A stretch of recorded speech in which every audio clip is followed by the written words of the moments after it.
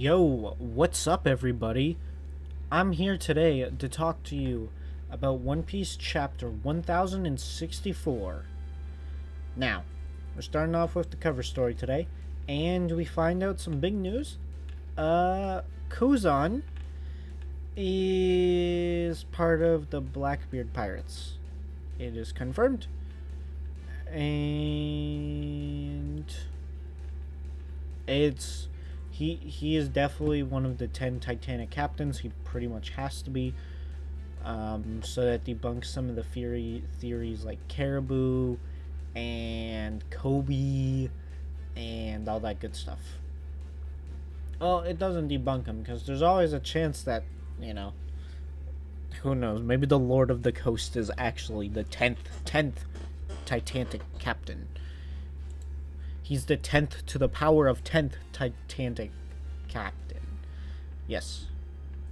Anyway, so today we saw Trafalgar Law fight Blackbeard.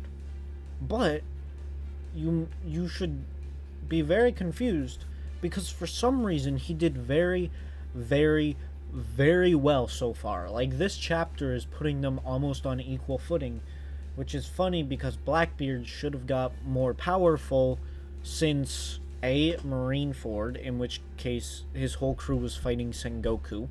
So it should be a stronger Blackbeard than that. So, yeah. We run into that. Law's crew, they not only tank a attack from Blackbeard, the Quake Crash. Now, when I say tank, I mean they just don't get knocked out by it. And then they get hit by explosive apples from Doc Q. So then some of them dive under the water and shoot water bombs at people. And it works. It actually works. And then Van Auger tries to shoot Law. So then the dude who Law saved, that random guy who's a background character, he tanks the shot. And we see in the panel down here, he ate it. Look at him. He's standing there and he's like, nah. Like, I gotta be real with you guys. This is BS. This is BS. Like, you gotta be kidding me.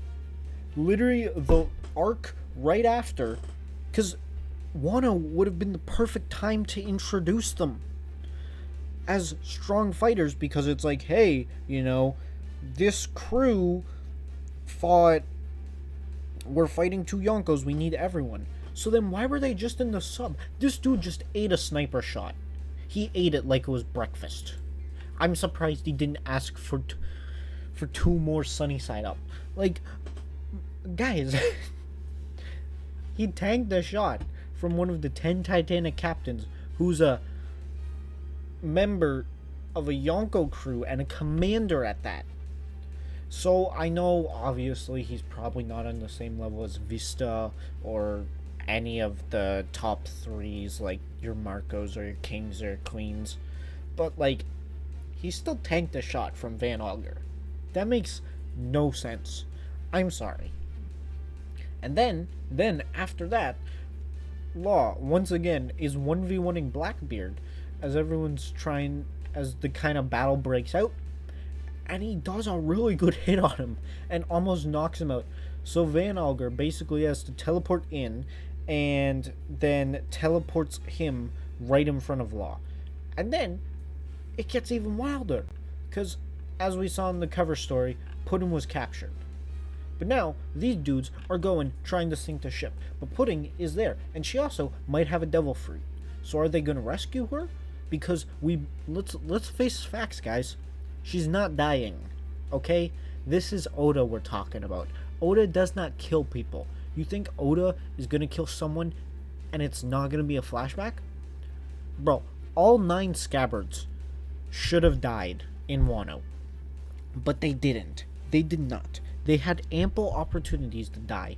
Hell, some of them should have actually died. We saw in the latest episode that Kinemon's quote death was really good. It should be really good. But he's gonna come back, so it doesn't even matter. So we both know Pudding's not gonna die, so they're probably gonna save her. But then again, how does that connect to everything? Like, we're on Vegapunk's island right now. That's where the Straw Hats are. So what is Law going to do? Is he just going to have Pudding on his crew? Or is, like, Pudding going to be grateful to them, and then, like, I don't know, she has her third eye. So if they steal her, is she going to help them get to Laugh Tale? Like, is that the plan Oda is going for? I think that might be, but then again, like, people are just all over the place now. Like, Sabo is in who knows where, Vivi's gone, Cobra's dead, an island got nuked, and then there's Vegapunk just chilling as Rob Lucci is coming to murk him, even though Luffy's on there, and Luffy is far above Lucci has any right to be, so it shouldn't be a fight. He should get one shot like a Bellemere, but let's face it, that's not going to happen, so get ready everybody. Come December, Rob Lucci is going to be on everyone's top 30 list. I guarantee it. I guarantee it. King of Lightning, I am calling you out right now.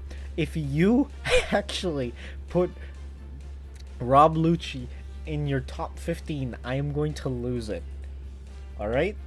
He has not shown an actual feat yet. Do not do it. I know he's about to click it. I know it. But man, these last like 8 chapters or whatever have been wild for almost, or the last 6 are so wild for pretty much no reason. Like like, bro, this is the in-between of the in-between arcs.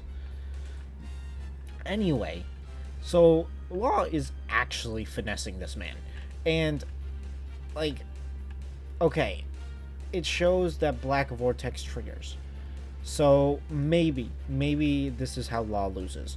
But, there's also a good chance that once Law's Devil Fruit gets shut down, Zoro is...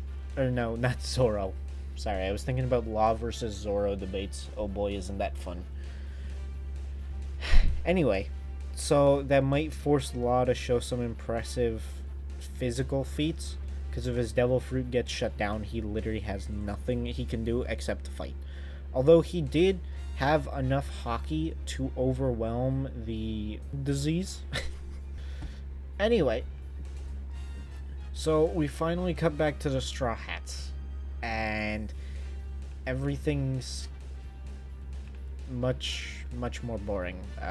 They dodge Kumu by changing their ages. Exposition, Bonnie whips out the lightsaber, and then we get more fan service, and then the Straw Hats fly up to the main laboratory, and they bring up the fact that these are the same kind of clouds as on Sky Island, or Skypiea, or yeah, Sky Islands. And so Oda's trying to make Skypiea relevant. It will never be relevant. It is the greatest filler arc in all of existence, because it even tricks the main fans into thinking it matters. That is a hot take and a half. Anyway, we cut back, and yeah, everyone's wearing outfits. The drip this island is not that good. Robin looks hot though, so you know, take what you can get. All of them look bad except Robin. And yeah, Usopp says she looks really tough, which I guess so. Who knows? Maybe Robin's about to crack some skulls. Oh, actually, now that I think about it, CP9 is on their way. So is Robin about to... Imagine if Robin fights Lucci. Oh my goodness. That would actually make more sense, though, than Luffy. Because, look, I know Lucci probably got really, really strong. But I'm sorry, there is no way Lucci is fighting Luffy reasonably. Luffy probably like mid diffs in base form, like most commanders. I think he might actually to. He probably mid diffs Katakuri at this. No, he doesn't actually. Hold on, he doesn't. He low diffs Katakuri now, like actually low diffs, because Kaido one shot that version of Luffy, which beat Katakuri. So straight up, I'm sorry, but there is no way Lucci should be on Katakuri's level, let alone like Luffy's level. So I'm sorry. It actually makes more sense for Robin. Hold on, actually. This crew right here could be the fights fights CP9. It could be them. Nami, Robin, Sanji, Usopp, and Frankie. It could be them instead of Luffy, Jinbei, Chopper. And then Zoro and Brook are still on the ship. And that would make more sense because it's a smaller group. And since they're going to meet Dragon, and they did mention Dragon, but they didn't show Dragon on screen, so that probably means they're talking about him, or talking to him, I mean. Not actually, he's probably not actually there. I know everyone wants to clickbait it, but let's not get our hopes up. He's probably not there, and even if he is there, he's probably not going to meet Luffy, because for some reason, it's always a pain. I get... Dragon's probably off to go get milk at the end of this chapter, alright? Let's be real here. He is not gonna meet Luffy until, like, Sabo introduces him. Sabo is going to have to... Or they're gonna team up to find Sabo.